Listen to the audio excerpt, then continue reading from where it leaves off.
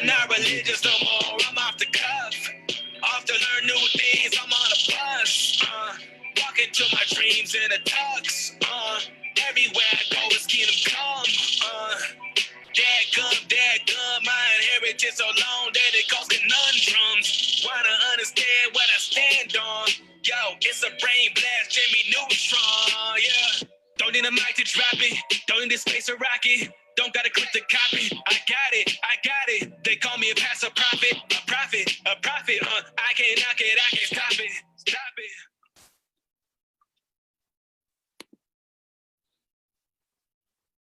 Too bad nobody can hear anything he's saying. Yo, AJ, you muted, man.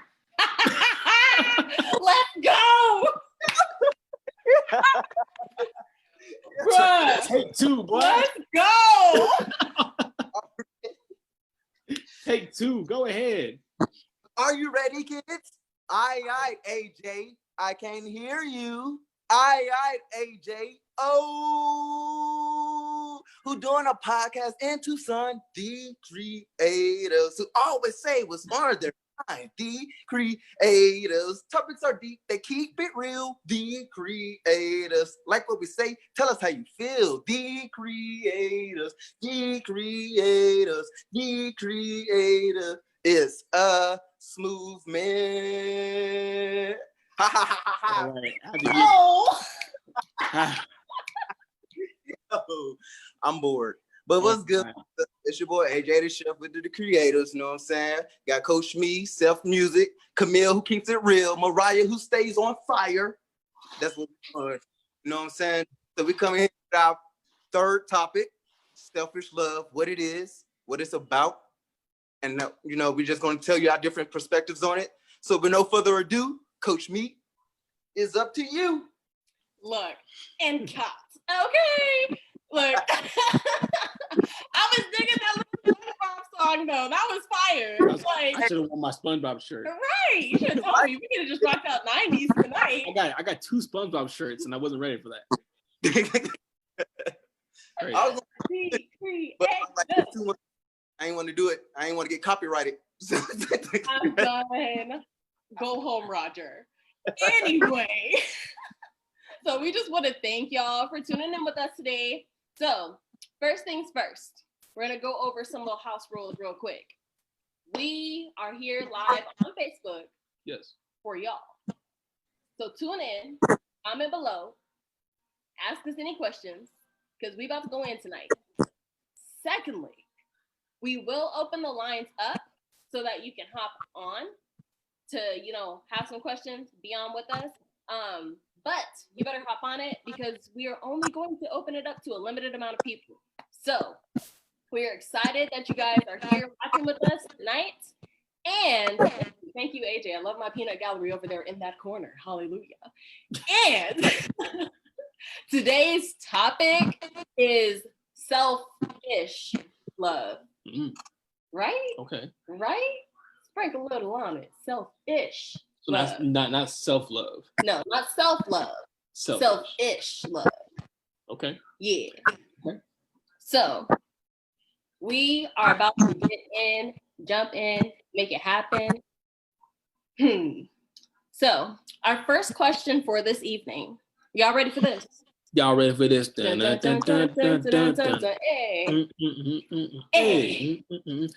Anyway, you tell me. I don't know. So our first question for tonight: is it selfish to love yourself? It can feel like it. Facts. And Camille, we gonna throw it to you, girl. Okay. So it is selfish to love yourself. And that's, to me, I feel like that's a yes and a no question. Facts.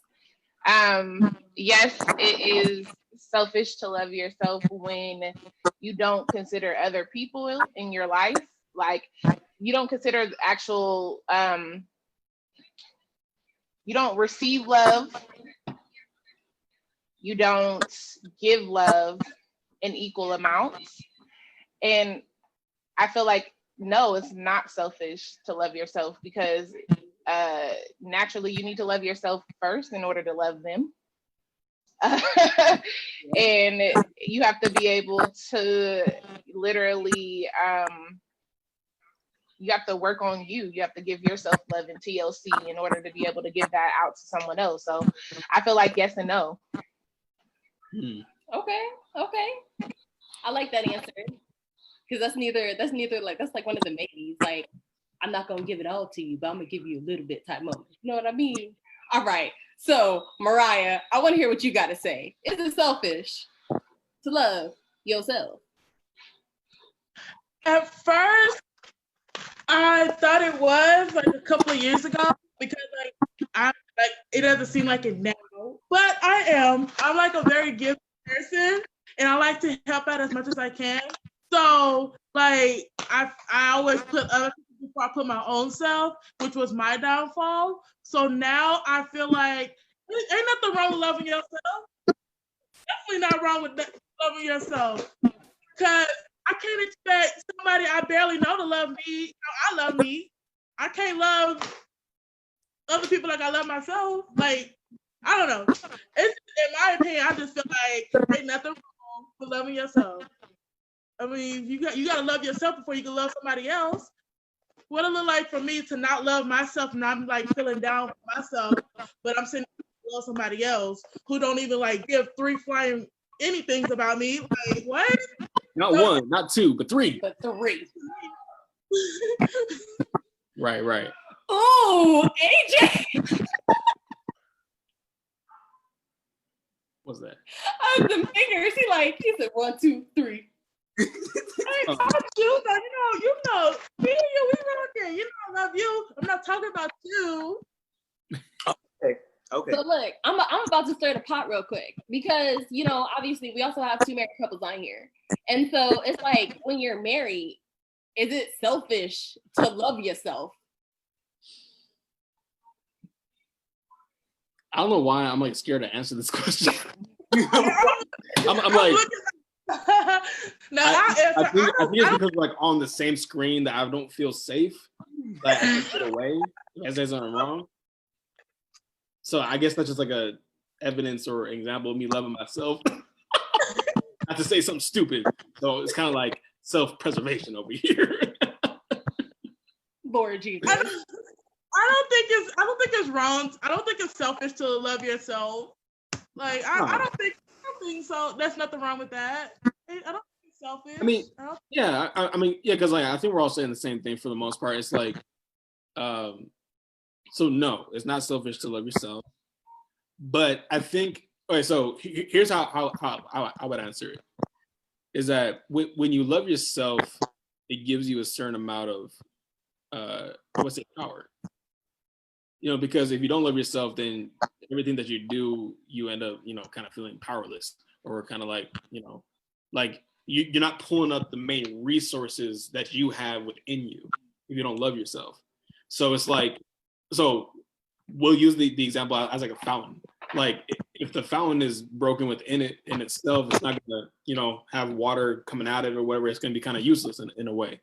But it's like if I understand how powerful loving myself is, and I don't share any of that, then selfish love could be a negative thing, if that makes sense. It's like, it's almost like the difference between if I have my light on and I don't use it to spread around to cause more light around other people, or if I just keep my light to myself. I don't know if that makes sense.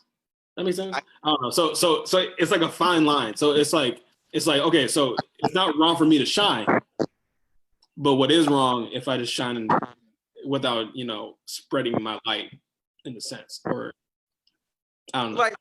Like I get you, like you saying, like you doing this project, like you're doing a group project, and you take credit like you did it all by yourself, but everybody else done chipped in. So it's like, why you taking the whole light for it? Like you did it. Just because you the presenter doesn't mean you did the whole project. You just presented it.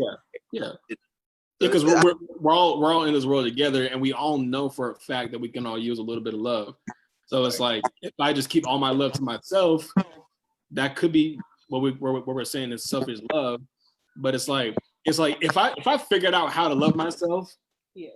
then I should use that knowledge and that wisdom and spread it. But if I just keep it to myself, it's like, what's the point of even loving myself? Because like we're saying, you know, the biggest benefit of loving yourself is that it gives you an opportunity to love other people, right? That's the biggest benefit. But if I don't use that, then it's like, why am I here around y'all? Like what am I doing? I don't know. No, that's good. That's good. Yeah. Camille, you have something to say. That's why you waving your hand over there for a little box. She was praising the Lord. Hallelujah. No, but what that just brought to me in general was the fact that a lot of people say, I don't need love. But at the end of the day, God created us to love one another. Say that again. God created us to love one another. So we absolutely need the love for ourselves, but we also absolutely need the love of others. There's not one person that I feel like that has maybe felt unloved, that when you actually love on them, it's a little uncomfortable. Love can be a little uncomfortable too, but it nevertheless, it changes people. Love definitely changes people because it's intended for us to have that connection with another person, another body. Like, yeah, and like love is such a powerful thing that no matter who you are and what you say, like everyone desires a certain amount of love or a certain type of love. So it's like it's almost weird. Like it's almost like an unspoken crime to not, you know, if you got it, then share it. If you got it, flaunt it. Yeah, or something. Do something with it. Do something with it. Do something with it. That's like whenever you got like for instance, you got this like bucket of food and you already know you're not gonna eat it all. And then you see somebody like on the corner and they need some food, but you like, nah, I ain't gonna give you none because I didn't go eat it all, but I'm gonna keep it for myself. Like, a skirt. If you don't go on ahead and share that piece of chicken with this person over here, he ain't got no food. And you got food. At least he can have a biscuit, you know. I might want the chicken for later. What you said? I might not eat it all right now. I might want it later. Like you can have the biscuit. Like especially if I'm like with the Popeyes or something, you can have the biscuits. I don't want those. Yeah, because you know what, like here's the crazy part is that like love is you can export love. You can also import it. You know what I'm saying? So it's like Good word. Right. It's But crazy. You can't export love until you've imported love. Right. So until you import love and you love, it's a hot commodity. It's a hot commodity. It's on high demand. Because what does it say in the Bible? It's like love your neighbor as you love yourself. And so, mind you, I got this bucket of chicken, but because I don't love myself, I ain't gonna give none to my neighbor. Mm. So it's like whenever you actually decide to love yourself, then you're able to love your neighbor and share that chicken with your neighbor. Why we got to use food as an example, man? You about to mess me up. I'm all distracted now. I'm over here thinking about chicken. Anyway, but you see how important it is to love yourself. Because even in the Bible, it tells us the first thing it says. It says to love your neighbor, but it's like as you love yourself, and without self-love and without being selfish, because in a sense, like you have to be selfish if you're going to love yourself. Because I can't love myself and be like, yeah, look, initially yes. Because imagine me sitting here trying to love myself, but in the process, I'm trying to love everybody else. So I'm not focusing on myself. It's a fine line. It is. It's definitely a fine line. Because when you say selfish love, it's such a fine. Because like when I first thought about, or when we first thought about the topic, it sounded really clear and simple. But the moment that we opened it up, it got real complicated. All of a sudden, I was like, wait, that's a fine line, because it's like in order for me to get love in me, I have to, for a moment, or in a sense, be selfish for a second, so that I can build myself up. But then let it out, you know. So it's like, but then again, you don't want to be selfish with it. So crazy. With that being said, yeah, have you ever found yourself loving somebody more than you love yourself? Look, I'm like me. Look, all of us. Not me. Stop. Anyway, Nope. I haven't been in one of those traps. look. Don't be trying to act like you better than everybody else on here. I am better than. We keeping it real, okay? I am better than everyone else. Obviously, I'm trying to be faking this little box over here. No, I've never been inside no relationship where I didn't know how much to export my love. I was giving all the wrong amounts. No. Yes, I have. Shoot, I know. Yeah, tell us something about that. I know it's like, hey, you seem like you quiet. What you No, got? he ain't quiet. No, I see him bubbling. What's up?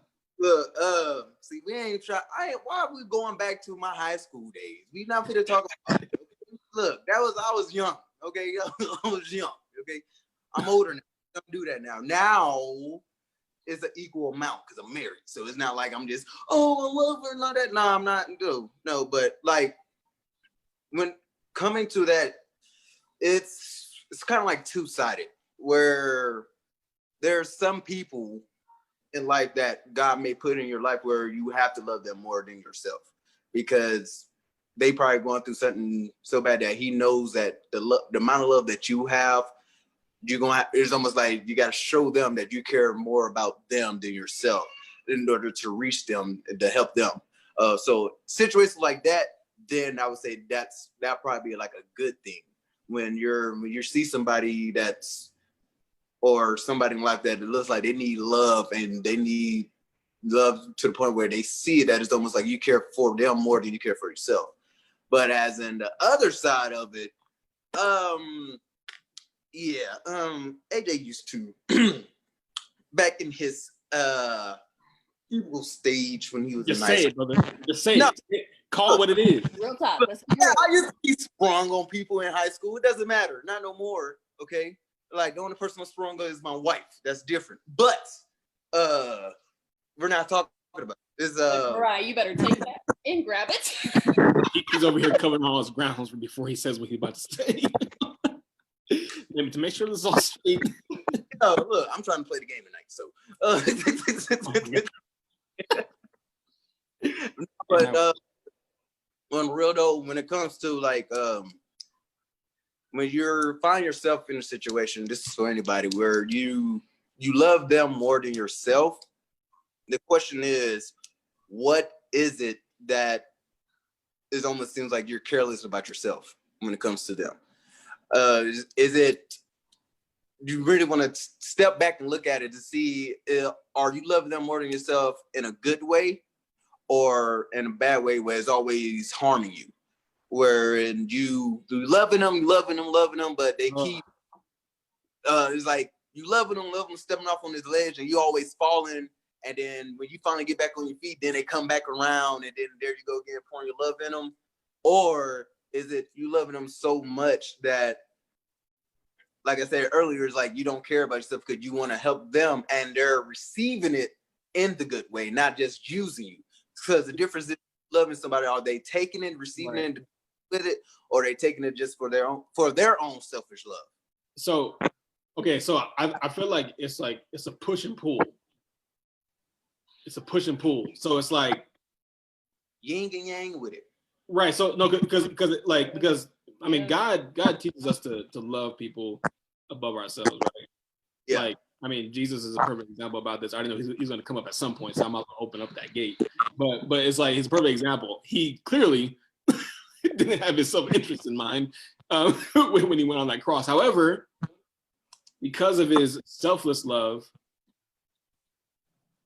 in turn, thousands of years later, he has people worship him, showing him all kinds of love. You know what I'm saying? Like, so it does benefit, and it does come back if you really do it, if you're really doing it selflessly, it's going to come back to you in some way. I feel, but that's the push and pull, because it's like, if I give you all my love, but I have no love for myself, I'm gonna suffocate. I'm gonna run out at some point. I'm gonna run out for you, and I'm gonna run out for me. But if I have, if I have the understanding of selfless love and selfish love, then I can work both of them. So it's like, I know for me, you know, I was in a relationship, whatever, where, you know, with my Christian mindset or my religious mindset, I should say, I always thought that it was always one way. You know what I'm saying? Like, I always be like, look, I'm gonna love this person no matter what they do to me, what they do to people around me. You know what I'm saying? Like, I'm gonna love them regardless because that's the way that God loves me. But we forget that God is like, look, I don't want lukewarm. I want you to love me. But I got push and pull. God has push and pull. You know what I'm saying? Like his forgiveness is ridiculous. He teaches us to forgive. He teaches us to love, all kinds of stuff.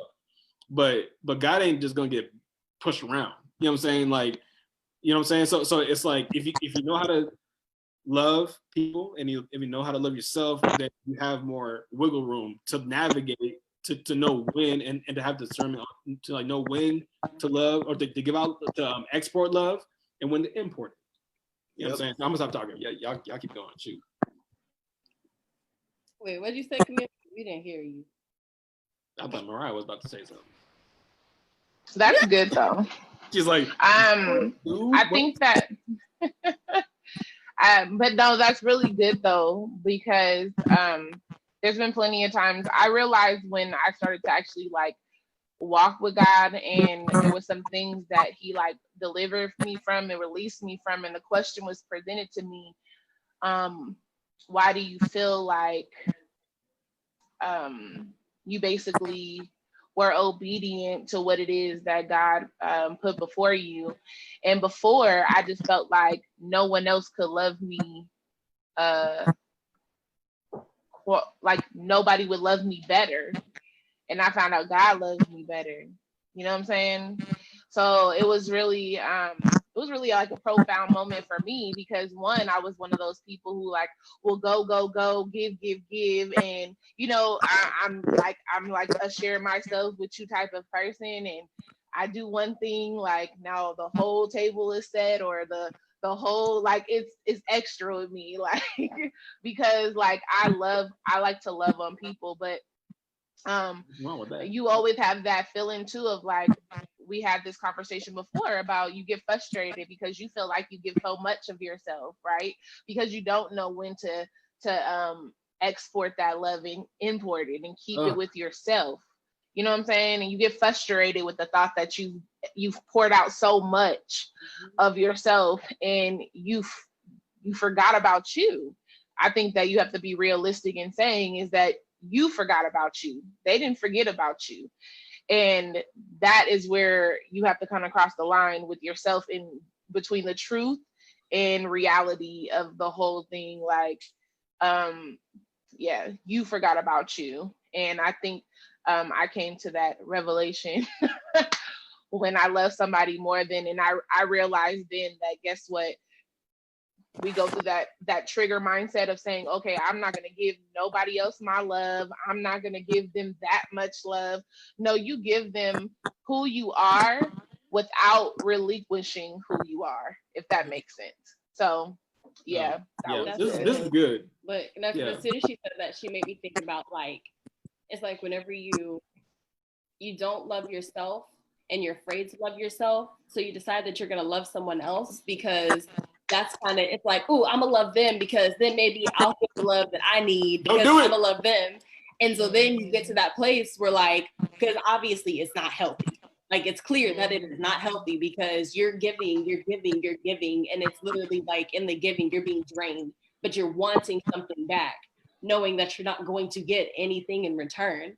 And so then it's like you come back to yourself and the relationship ends or the friendship ends or whatever have you, and you're mad because you're sitting here like, well, I did this for this person and I did that for that person. First of all, if you're mad about the fact that you love somebody, then you didn't really love that person.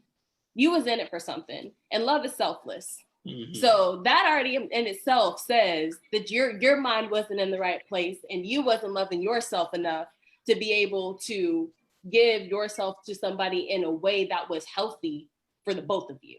Right. And so then like you end up in the weird situationships, entanglements, as we like to call them nowadays. Yeah, I went there. He was like entanglement. Right, entanglement. You know what I'm talking about, Will. Stop. You're gonna get this whole podcast shut down. But you know what I mean? Like you find yourself in this weird place and your heart is broken. And then literally you end up like, I'm never talking to nobody again. I'm never gonna love nobody again. But then So, dude, give it 2 weeks and you find yourself in the same old situation because you didn't take the time to sit back and literally examine, listen to your emotions, listen to why I'm feeling this way, and work through that issue of I need somebody to love me. Like what's causing you to need somebody to love you? Because typically it comes to, yeah, I'm not done. It comes to the, my mom didn't love me. My dad didn't love me. My brothers and sisters weren't there for me. And so then you have this need and this want to have somebody to love you, when in reality, you got to take that time to love thyself. And most importantly, let God love you. Because if you let God love you, it is so much easier to love yourself and to even be able to love other people in a healthy way, because you got a template on how to do it. look, take yourself on a date. And not just that, take yourself on an expensive date. All right? Go to the movies, go to that restaurant that she didn't want to go to in the first place. But go to the restaurant by yourself. Look, take advantage. No, I've done that before. I swear I've done that before. And did you tell yourself like, ooh, I got my knees when you did it? Maybe. But no, so this actually happened before we were married though. So no, like I was going through a rough time in my life in relationships, and I felt really alone. And then I was like, you know what? Why should I wait? I'm gonna go love myself. I'm gonna go. I literally, I think I took an Uber to the mall. I watched a movie that I actually remember I watched, but I watched the movie. But look, that don't matter. The point is that I went to go on a movie. After that, I took my behind to Red Lobster, and I literally ordered all those dishes that I normally would say, oh, that's too expensive. But then I realized there's only one bill, and so I I ordered myself all the food that I can possibly imagine. I definitely ate all of it. And then the best part of this whole situation was that when the waiter came, are you waiting for anybody else? No, sir. It's just me. Me, myself, and I. And then of course I went to go to the grocery store and get myself a dessert. One of the best days of my life. But I can't do that all day. That's why I got married. Because I was like, Nice save. no, I was gonna get there. I was gonna get there. No, I was kidding. No. but straight up, like what does self-love look like? Maybe not just going on a date by yourself, but pouring into yourself, like reading the Bible, taking that time with God. Because it's weird, because spending time with God is actually the best way to spend time with yourself. And so that's just the crazy part with that. But it's like, yeah, man, like treat yourself sometimes, because more than likely you deserve it. That's good. Yeah. Go ahead, Camille. Go ahead. You put up the finger and everything. So I felt like he was telling my Red Lobster story. But my Red Lobster story went a little different. So I'm so accustomed to being around people that, well, I used to be so accustomed to being around people all the time. I was engulfed around my family. I was the party girl. I was the one that everyone, people wanted to be around, and I wanted to be around them. And I remember one day I was like, to get me to go anywhere by myself. I wasn't going to dinner by myself. I wasn't going to a movie by myself. I thought that it was just like the lamest thing to do. Okay.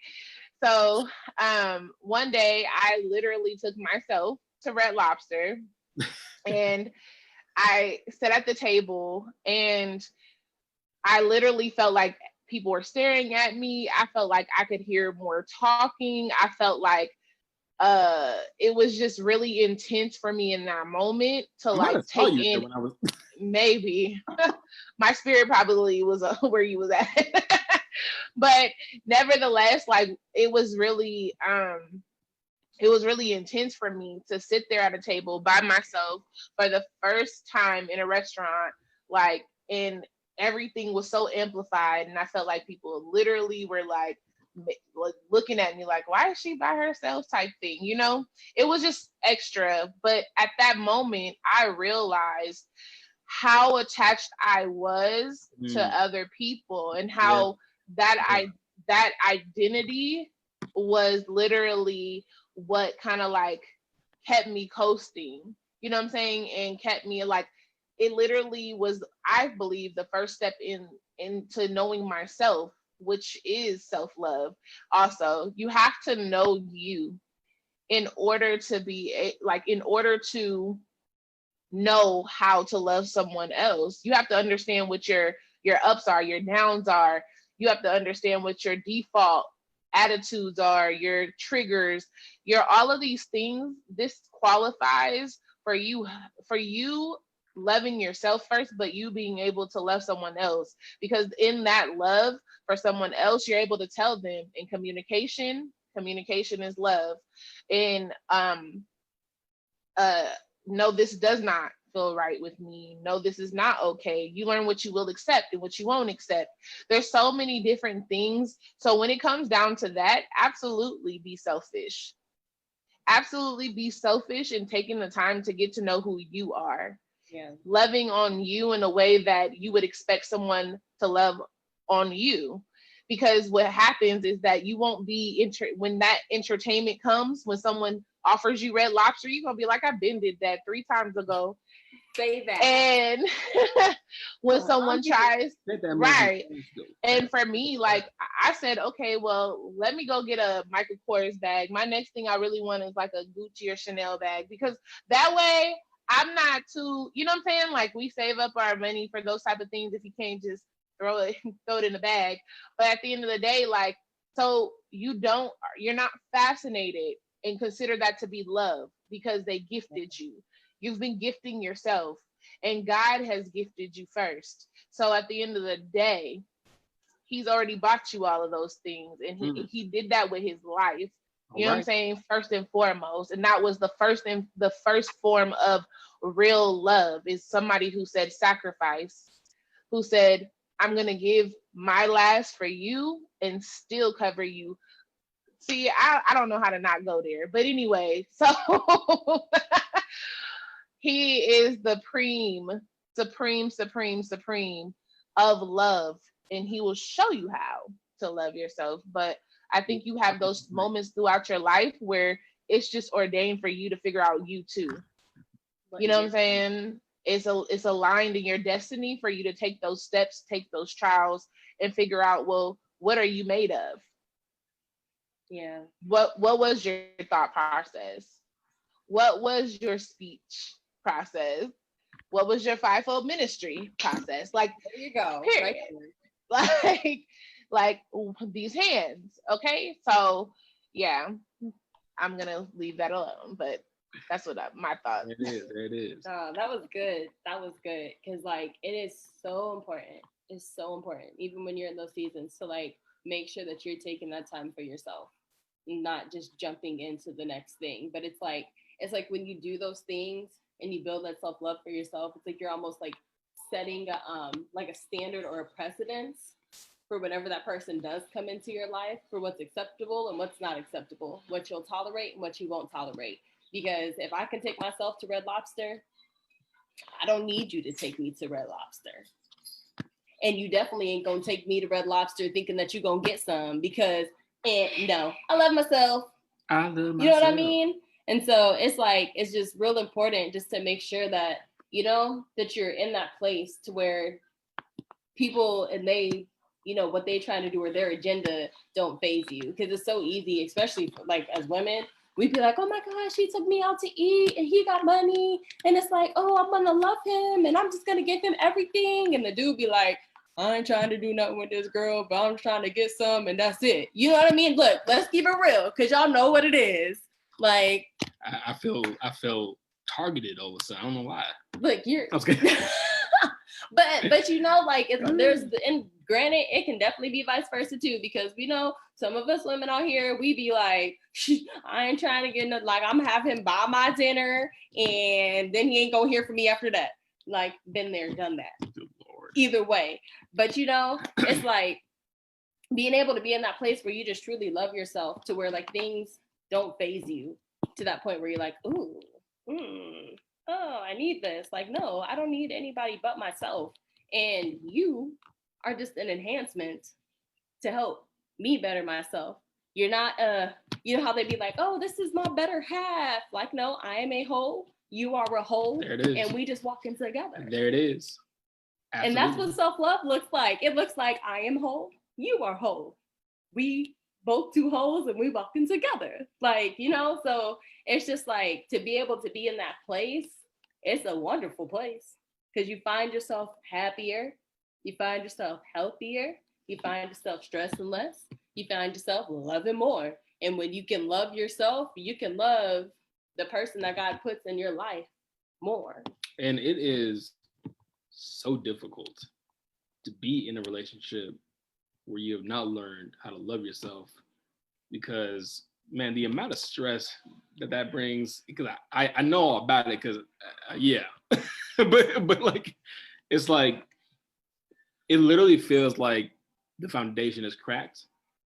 It feels like at any moment, because of maybe my lack of self-love, that it can devastate the relationship, you know, at any moment, because it's like, it's almost like, how do you explain it? It's like,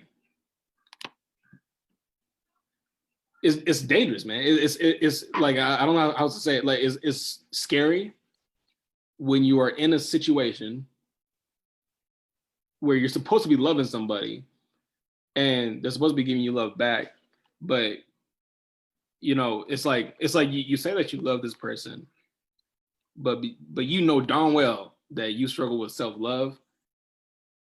The question is, then what are you giving that person then? If it ain't like, what is that?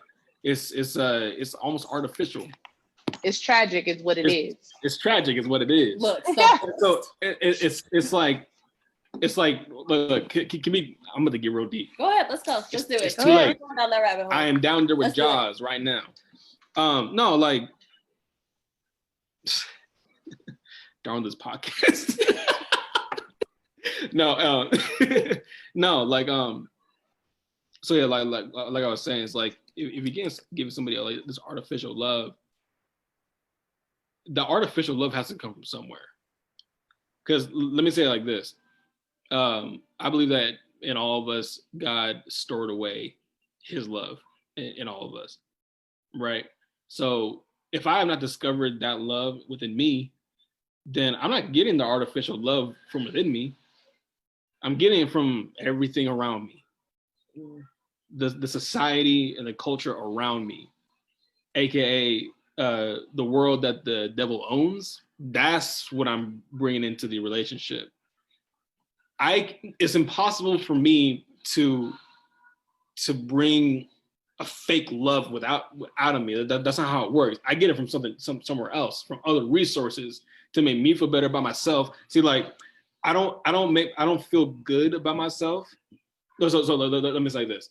If I don't feel a level of love for myself from within here, then I can only feel good about myself from external things that I bring into myself. And then I get mixed up about if the love is real within myself. So I'm over here confused with all this, like, okay, wait, is that real love or is that artificial? Now I'm all jacked up. And so then when my wife comes to me and gives me like her love, then I'm like, shoot, okay, let me scramble around and try to figure out what I have here. I can't even tell if I got this mindset from her or like that internet or from that movie, from the mag. Like, I don't know where I got this from, but this is what I got. And so then I relay that to her, and then that's when everything gets jacked up. Is because now I'm funneling in all this artificial stuff, and then it confuses her, because then it's like he gave me this, but for something about it tastes cheap.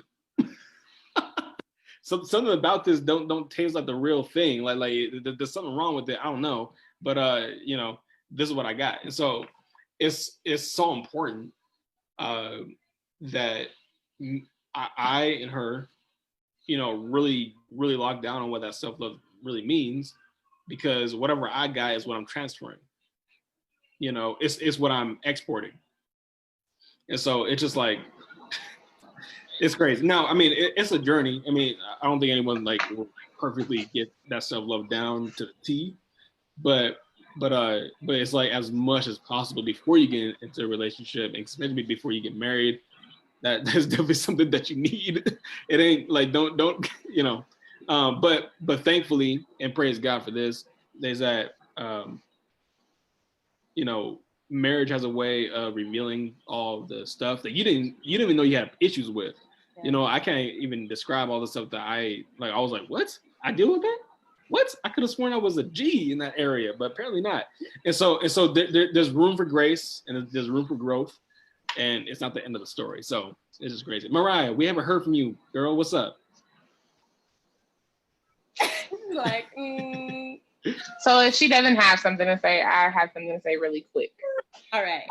We cannot forget about people who don't know that they're not loving in correct ways by experiencing exposure. So we can't forget about the people who feel like, I feel like I'm loving because this is how I've been loved. And that is a whole nother ball game, because you go in, you tap into like really deep issues, like as far as I feel like molestation, abuse, verbal and mental. You get into people who whose parents have loved them and taken love away because of a particular thing. You have people who don't know what it is. They just know their best version of love. And those people are not wrong, but I challenge people to also start to pick apart what belongs to you and what doesn't, and to dig deeper into what love is for you, and not what love has been exemplified on the outsides, because we have been trained. We've been trained to love the way our parents love at some point. We've been trained to love by the ways of our first love. And so those things then turn around and go, okay, well, I'm thinking I'm loving myself by having sex with multiple partners. I think I'm loving myself by hitting this bottle and, doing this or that, because this is where I feel most fulfilled at. And you have to tackle those issues too. So, and not even issues, those are growth spurs in your life. Well, if you're gonna talk for me, go ahead. Like you was going right where I was at. I was like, okay, never mind. Nah, that's good though. You got something you gonna say for real, AJ? That is like, that's a yes. I know where what she was talking about. Like, I feel like I'm in that element where I for one, for the people that's like me, like where the love we give, or we don't know the kind of love we get is more environmental. Because like for people like me, I'm kind of like closed off. Like I've been loved. Like my mom raised me. The people like that raised me, they loved me, but there was still something that was missing as I was getting older. And so for me, maybe it's like a father's love, not having one. So I do more for my kids. Like I show them the love that I wish I had. But as for other people, since they're not my kids, I don't portray that love. So it's like, it's almost that fatherly love is, there's definitely two different loves. So for me, for a selfish love to be right, you need to have two different type of loves poured into you to have the right selfish love. There's the mother love and the father's love. Two different loves. Like, okay, so like for a mother's love to me is like she's the one that's going to fall, the stereotypical, you fall, you hurt your knee, yada yada, oh baby kissed the wound, all that. There's that, but then they're also the comforting love. That's to me, that's what a mother's love is. They're the comforting love. And then for a father's love, there's that Boy, pick yourself up. right? We all do all that time. Oh, stop crying. It's just a toad. You'll be all right. Right. But like it's more like there's your rock. Like your solid rock. Like no matter something happens there, you're like to me, like Kevin Hart said it best. It's like if somebody messing with you, you go tell your dad, hey, they messing with me. You didn't supposed to go over there to find out who's them and handle the business. But for me and mine's like the fatherly love is more of showing you're supposed to know, it's more showing of who you are. Like the mother love is showing you how to love others. And the father is supposed to show you how you're supposed to love yourself so you can be able to love others because they're the backbone. So if you don't have your backbone down pat, then the rest of the body's like, if your skeleton ain't straight, then the rest of the body is just blah. You're a blob if you don't have your skeleton. So when it comes to selfish love, you can't love others if you over here every day you in the mirror talking about yourself like, oh my God, I'm this, I'm that, I ain't gonna be anything, stuff like when you're down on yourself, and I know people suffer from stuff like that, like depression and stuff like that. That stuff is real. And most of that can be prevented or helped if people was to be more self-awareness with have more selfless love, and to realize when somebody's having a selfish love problem. So when they're not be able to handle their own stuff, then it's like, how can I love someone else if every day I'm talking about myself like everybody else be saying? But it goes much further than that. It's more of what exactly is missing for you to know what your selfish, what you need. Like if you can't really find out yourself or can't pinpoint exactly what it is that's missing in your life or what kind of love that's missing from you. Some people just need physical touch from people. Like, oh, I just need hugs from people, or I just need somebody to say you matter. Stuff like there's different type of loves, and if you can't pinpoint it, then you always gonna find yourself struggling with your selfish love because you always gonna try to figure out, okay, they love them like this, I'm just like, you always gonna have that environmental love because that's basically what people around you like. You're trying to be a chameleon and blend in with everybody else when you can't be yourself. So when it comes to that whole point where the people that don't know how to portray love or know how to receive it or don't know what kind of love they're giving off, it's more because they haven't figured out yet what exactly in them that needs love or what love what they missing. So that's my take on it. Right. Yeah, Learn your love language. there you go. Yep. No, that was good. That environmental love. Woo, man. Woo. Sheesh. Anyway. that was for real. That was deep because it's like, even when you think about it, it's like you have your mom, like if for the people who like have both their parents, it's like you have your mom's love, you have your father's love. And those two things kind of help bring a balance. But then it's like, if you're a single parent or raised by a single parent, it's like you got your mom trying to be your mom and your dad. And it's like, it gets complicated because then you're trying to figure out, okay, so do I love you like this? Or like, it's hard to differentiate whenever there has to be that like hard, tough love. Let's say when there's that tough love and then that, motherly love per se. And so it's like, it can get like weird and hard and frustrating. So no, that was legit. I like that. Whew, man, you're gonna have us down a whole nother rabbit hole. Any questions?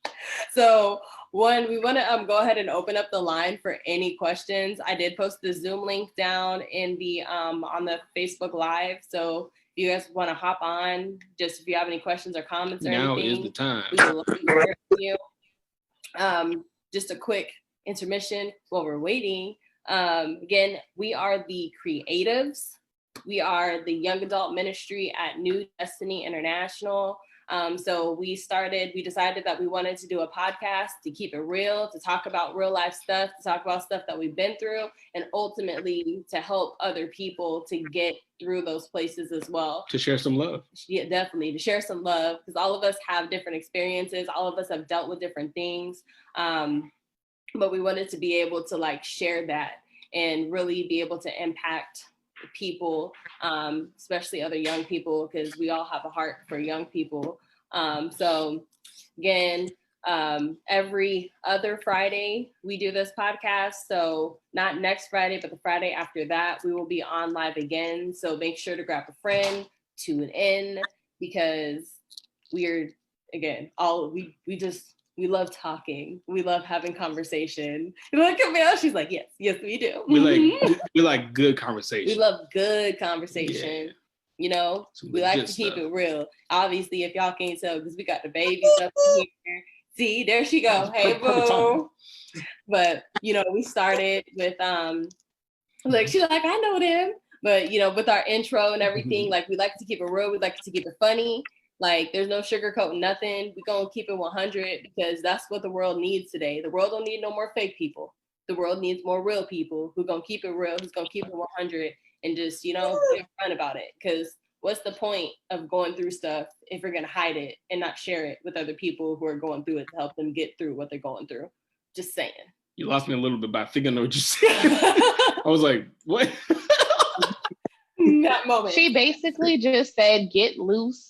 Period. Like, okay, that's it. Like, get loose, you know, and unfold, basically. Unfold. So yes, one more time, we're gonna throw out the net out there. If you want to hop on the Zoom and ask us a question or a comment or what have you, the link is in the Facebook comment. All right. So actually, somebody commented a question. Oh, okay, that works too. Noemi would like to know, what advice can you give those who have a hard time waiting on God for marriage? Woo. Oh, that's a good question. All right. Who wants it? Who wants it? I'll take it. All right. Go ahead. Go ahead, AJ. All right. So repeat the question one more time. I'm gonna make sure I heard it. I'm like, don't mess this up. I'm scared. right. No, we're live. No, what advice can you give to those who have a hard time waiting on God for marriage? Okay, so this now, I'm not saying this is right or wrong. Okay, I hold you. Okay, so I'm not saying this is right or wrong, but this is just from my point of view on it. It's kind of like twofold. So if you're like with the person that you want to marry with, so this is say you with the person already, you really want to get married with them, but you know you haven't got the confirmation from God to do the whole marriage thing. It's more just, do you know them? What's their intent? Do you really know what you're getting into? Because the one thing that I will say, marriage is not a joke. It's not like, it might be a piece of paper, but it's more than that. Marriage is way more than that. So you don't want to get tied down to someone or commit to I'm gonna say like this, you don't want to commit a contract with somebody that, let's say 3 months later, then you're like, you know what, I should have waited on God because he would have told me this. Like, you want to fully know that you're in it and they're in it together. Because when you sign in it, it's a great thing. It's like, it's all of a sudden, like you said, it's like you come from one and one whole and now y'all became two. It's like 1 + 1 is 2. Now y'all, it's double everything now. So it's like everything is double. Now, if y'all on the same mindset, you both want it, then if you really want it, God's gonna, here's the best thing about it that I know about God. If you really want something, he's gonna let you do it. And if he's for it, he's gonna bless it. If he's not for it, he's gonna give you signs to let you know, all right, I let you do it, and now you see what's happening now that you did it. So that's the one thing that you can't guarantee. You know, if you don't feel like waiting, you can do it. Just know if he's for it, he's gonna bless it. But if he's not for it, he's gonna let you know. Now he ain't gonna like just kill off somebody, you know. Like, he's gonna just give you signs. I wish, or man. little, Come on, make he's it. gonna give you small little things first that you're gonna be like, and always I'll say this: pay attention to the small details. He give you small little things first before he give you the big stuff. So he give you small little things to let you know, okay, I'm for it or I'm against it. But what I'm saying is, if you're gonna do it before God, just know that if you're gonna do it, you got to be committed because He loves a marriage. Then He don't play around with marriage. So if you're gonna do a marriage, make sure you're in it for the right things. You're not in it just oh, I need to do something just so we need to get married to make sure. No, do it because you love them and you love God. Because a marriage is like a God thing. It's His. That's His. So you're getting married to in front of Him. The vows are for Him. He wants to know that's what you're committing to. So if you're gonna do it, just make sure that you're on the same page with them and y'all both in agreement for it. And if y'all really for it, try at it. Now, it's not gonna be easy in the beginning. God, it's not gonna be easy. But it's the struggles that y'all go through that will build you individually as well as a whole. Like my boy Self said, it's like you get in a marriage, you would find out things that you thought you was good. I'm like, I already got this, be good. And then it come out, okay, all right. So I need to work on that more. It's like, so a marriage is a good thing. I don't see marriage is not a bad thing at all. It's only bad when you go at it the wrong way or you end it for reasons. So that's my advice. If you're gonna do it, just make sure that y'all both in agreement and y'all in it for the right reasons.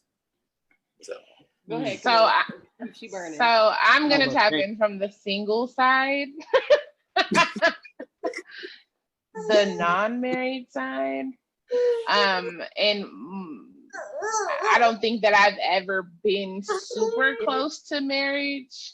I've been in a relationship where I felt like I was married, but that is totally different. From a single perspective, it's really hard to wait on God.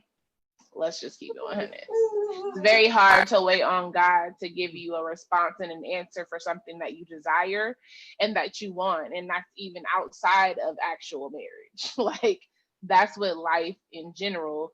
But I think that is one, what AJ said is very important, that when you get into a relationship, if you're making the choice, that the first thing you say is, God, if this is for me, then bless it, let it be. If it's not, then show me this individual, show me why I need to be here or not. Now, most times when you get into certain situations, like situations like that don't feel like what you should, because God will bless you with someone that you may not be, that's not someone you're supposed to marry, but you're supposed to learn lessons from.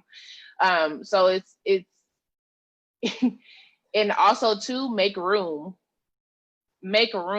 for the person that you want. And honestly, that goes back to selfish love, because you have to make room for the person. You have to start to work on yourself, and then also think of yourself as a counterpart.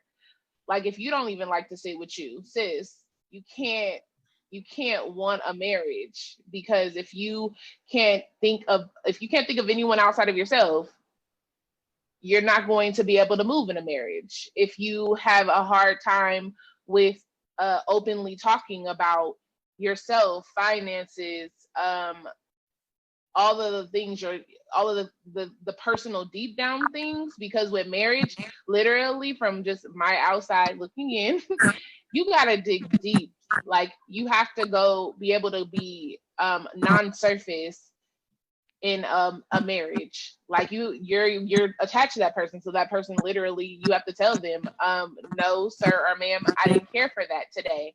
You can't harbor those feelings. So you have to get to a place where you literally can deal with your own emotions, and that's key, is having control and self-awareness of your emotions. Once you get in control and wraps of that, then I think that you'll be able to fall into other things. But I say, first, it's not easy, but ask those hard questions, and then on top of that, make room. You can't, you know what I'm saying? If you sleep on one side of the bed, keep your other side made up, you know? Look, you better put that out there. See, I'm like, the fact that you just went there is funny, because, like, I remember being single, waiting to get married. And it's like, I read this book, and it was literally just talking about, like, if you truly want to get married, you can't have the whole closet to yourself. you got to take half the stuff out the closet. So that way there can be room for someone to be able to take the other half of the closet. And it was like these little things. And I was like, man. It's symbolic. Right. And I was like, I was Symbolic. looking at them and I was like, but then at the same time, I was like, nah, like, I'm tired of being single. I don't want to be single no more. I want to be married. And, Well, you know. let me help you with that. Anyway. But no, like, it was just those little things. It's like, okay, make it like sleeping on one side of the bed. Like you said, it's like fun. Being like, okay, somebody can actually sleep in the bed with me because I'm only taking up one side of the bed. Granted, you know, don't wait till you get married to do that. But prepare for it. Like, prepare to be married.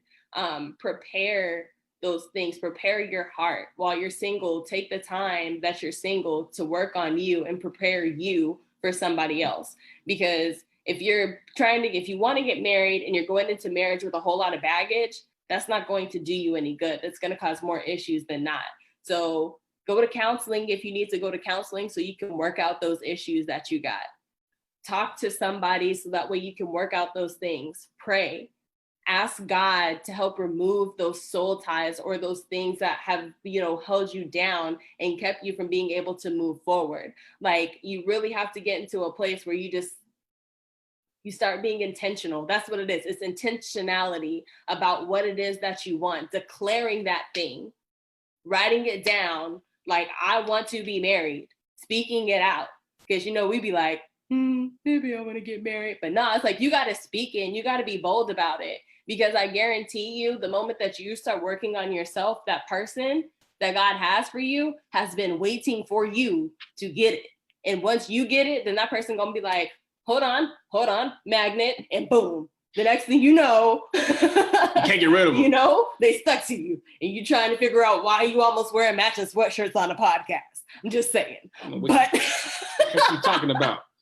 She's making stuff up. But no, for real, it's truly just being able to trust in God and take that time for self-development and self-growth. Because when you get married, you can still do that, but you also are being focused on the whole in the relationship as well. So a little bit more work than whenever you're single to work on those things that you need to for yourself. So don't be discouraged. Keep pushing, keep striving, because God is going to bless you. You just have to continue to do those things that you need to do, and it'll happen. So, yeah. I don't know if I didn't see any other questions, but we do have our apostle on here. Apostle Tigney. Hey. What's up, creatives? Hey. Hey, as always, y'all kicking butt, loving it.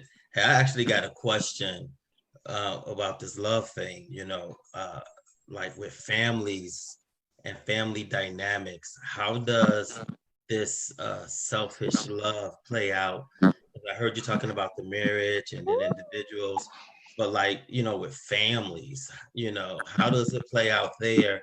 And then even with like your generation and my generation, a lot of times I feel like we don't know how to love y'all the way that y'all really want to be loved.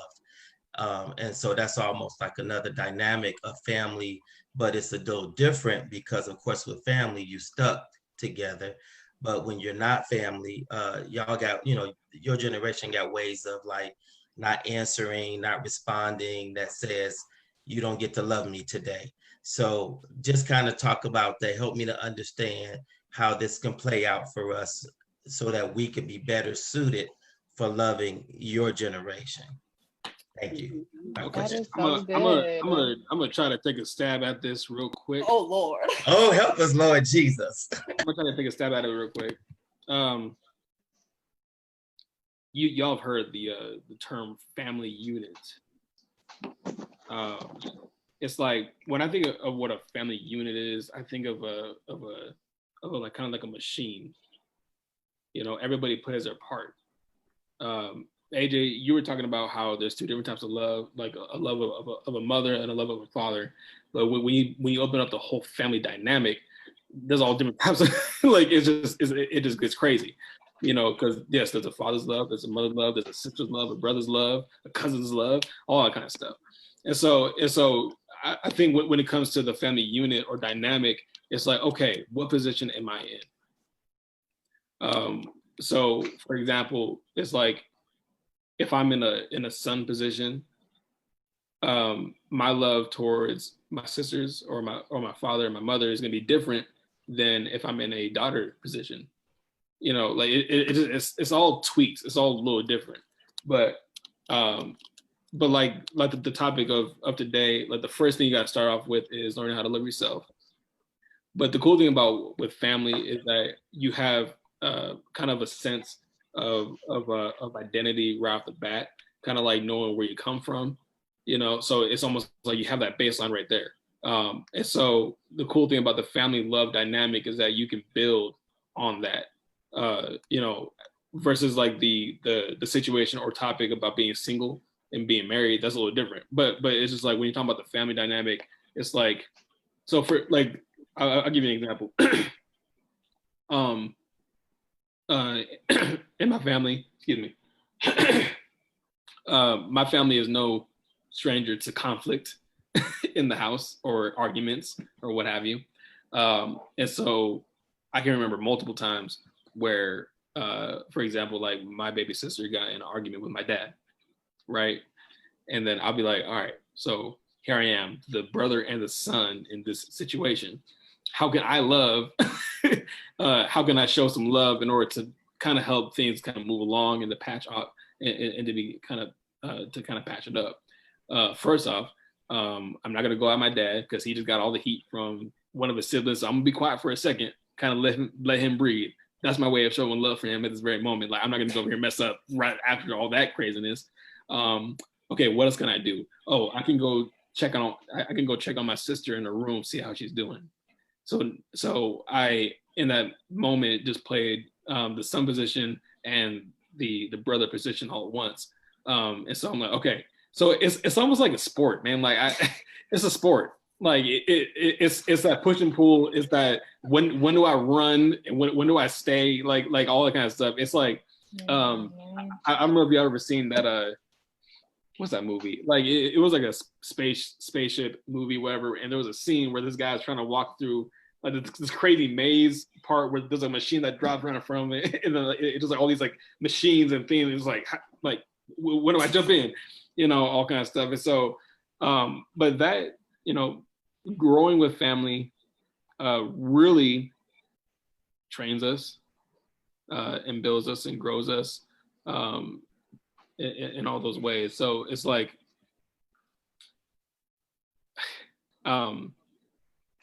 family is, I would say, the one of the best machines to learn how to love. It's like there's nowhere better to start. I don't know. It's the baseline. I think it's the way that you learn. Looking for half of us, family is how we be finding our spouse. Because y'all know half the time you find your spouse be acting like just like your parent in some much shape or form. I'm just throwing it out there. Right. Okay. All right. But can I say something to that too? Because he mentioned just how to love on our generation. And then you would have to then tap into the two separate generations and how they were taught. Like, so basically, how do you love on this generation? You kind of have to, with this generation, remove the do as I say, not as I do. You have to kind of remove the reprimand of, because I feel like this generation wants to be heard. I think that oftentimes, like in the older generation, they were taught like, you don't open your mouth, like you don't say anything. What I say, it goes. In this generation, where you get that the easy detachment from is because we're strong-willed and we like, no, we want to be heard. We have something to say. And because the old school generation, that's considered disrespect per se, because we are out of the realms of what old school considers respect.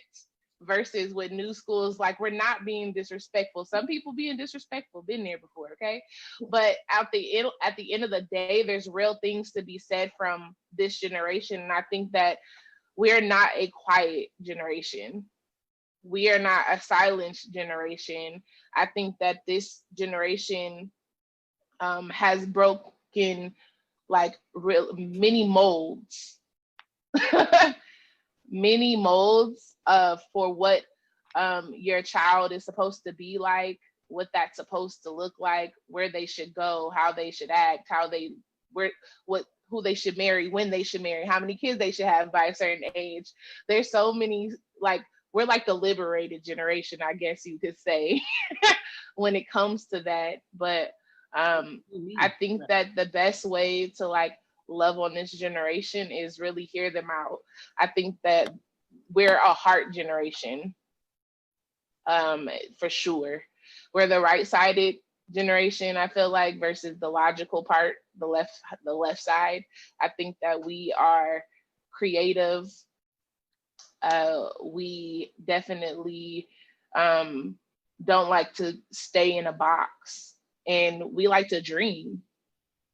And a lot of the time, the older generations too, like, they forgot how to dream. They don't understand what it is to dream.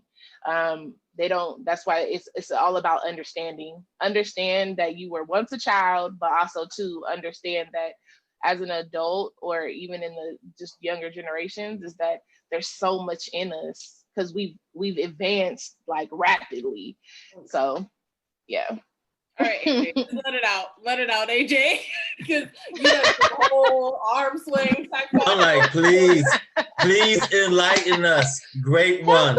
Oh, Swami, please enlighten us. Y'all know of movies. So the movie I just watched was the Mr. Rogers' Neighborhood movie with Tom Hanks. And he said something that, like, they showed a clip when he was like talking to Oprah, and she said, where do you think parents went wrong, like what they do wrong now? And he says they forget their childhood when it comes to raising their kids. And for us, I feel like to answer Apostle's question about the generations, I would say we're like a bridge to what's the next generation's coming, because we're trained, raised up still with the older generation where we know tradition. Because my friend made a post about it saying like the 90s generation, late 80s generation, we're the generation where we was trained up in tradition, but also was part of that whole sort of part of that generation where technology came and took over. So we know where technology is going. So we know how new kids is coming up. I remember growing up, I ain't know how to use no internet or something like that. But here you go, my kids, 5 years old and stuff. I ain't teach them nothing, but they know how to work YouTube and all this stuff. So we can just know further generations, they gonna be doing stuff, and then we know like how this works. So the whole part of when it comes to reaching us, is more like using us as an actual tool and not keeping us in like the storage or anything where we just collecting dust. Like, we're the next thing to move forward. Like, there's churches out there always trying to say we need to get the youth. We need to get the youth. Well, to get the youth, you got to use your young adults. The young adults you have, we're the ones that's going to bring it, because at point, like it or not, the generation before us is going to have to sit down. They're going to have to, for us to come forward, because the further the next generations come, you're going to be able to reach them. But we're going to be able to reach them because we're going to like, I was there in the beginning, before y'all even got to this stage. I was there when it was a big old box, and now you got a little small thing in your hand. So that's my question on that. And the other part, when it comes to the family aspect, when it comes to selfish love, to me, it's like, before I became a father, it's more selfish love of what I had around me. Like Seth said, when it comes to how I am as a brother or as a son. But then now, as I come older, now I have a wife and I have kids of my own. The selfish love involves that. It's not just you. It's what is my selfish love towards for me as a father? What is my selfish love for me as a husband? So in order for me, I gotta love myself as a husband to be a good husband. So if I don't love myself as a husband, I'm not going to be able to provide the love of a husband to my wife. If I don't love myself as a father, how am I going to provide the love of a father to my kids? Especially for someone who didn't even have a father. So that means I got to create I'm on a game. I'm creating a player. I'm creating a whole character. What a father should look like to me, and it's going to be based off the environment that I was around. And so then I got to find for my 2K lovers out there, when the 2K who play 2K in basketball, there's so many builds. Do I want a tall, short, fast, guard? It's like you're taking these different things from your environment that you was to create the perfect whatever for your kids. So for me, I'm over here just trying to create the perfect father for my kids. So then at least they have a model to go off of when they get older and they provide for their kids and say, here's what my father's like. So here's what I'm gonna have to provide. So it's based on stuff like that. Those are the two. Yeah, thank you. Somebody recognized the love I got. So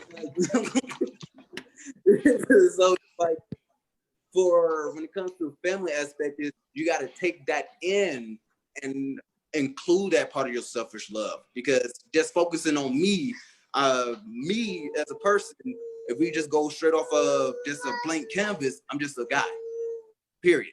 So there's no titles. So how can I be? It's like a generic. How can you love something generic? You don't want to be generic. You got to have your different aspects of titles towards you, so then you can provide what kind of selfish love you want to provide. So I don't want to be a generic guy. No, I want to be that great dad. I want to be that great husband and stuff like that. So I got to take that titles to me and be selfish about it, genuinely love it. So then when I provide that title or I portray that title, it's a genuine love coming from that title to whatever I'm provided it to. And that ties into generations, because if we don't accept the fact that we are the bridge, some people in our generation, we run from it. And sometimes it's the older generation that shuts it down because they like, oh, you think you're the next big thing? No, we are. You're like, you're going to have to accept it. We are. He says, he tells you guys, but there's some pastors and stuff like that that are like, no, I'm the thing. Y'all just here to fill my pew. We're like, no, the whole job for the pastor is to teach the word and train the next ones to go do up. Like Moses had to teach the next guy in line to do the next job because his time was almost up. You got to pass the mantle. And our generation is the best generation where you can pass that mantle to, because we was trained in the traditional way, but we also was part of the evolution of what's coming. So now we are the best of both worlds, like Hannah Montana said. We're the best of both worlds.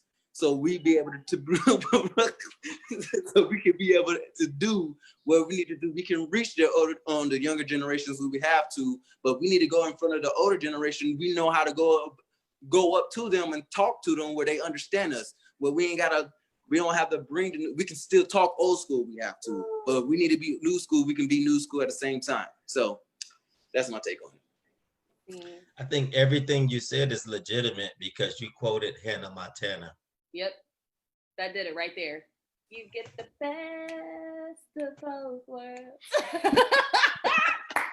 That's my show, man. Thanks, y'all. Appreciate that insight. No, thank you for the question, because obviously you opened a whole nother can of worms with that question. So we have one more question that was asked. So we're going to take one response on this one, and then we are going to wrap it up for tonight. Because we are over time. We are over time, but it's good conversation. So, all right, this last question is, how can you tell the difference between your feelings and emotions for a person and God's plan or God's special someone for you? You got to go to the last video. That's what we talked about in the last video. Oh, man. Yeah?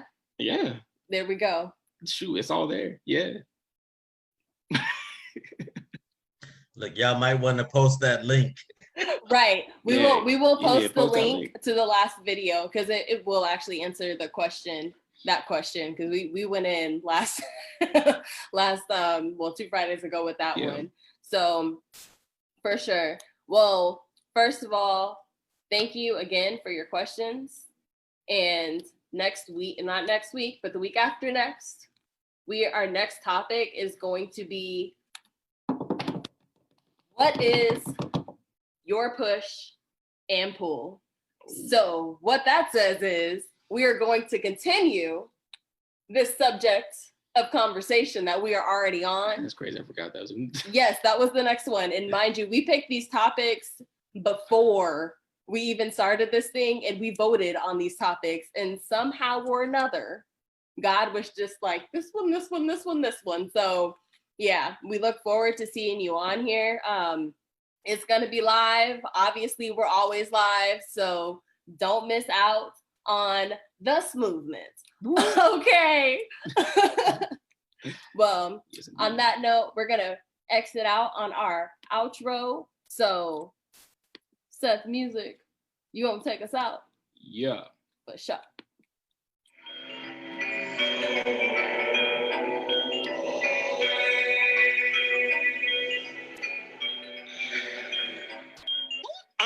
I'm not religious no more. I'm off the cuff. Off to learn new things. I'm on a bus. Walking to my dreams in a tux. Everywhere I go is kingdom come. Dad come. My inheritance so long that it goes conundrums. Wanna understand what I stand on. Yo, it's a brain blast, Jimmy Neutron. Yeah. Don't need a mic to drop it.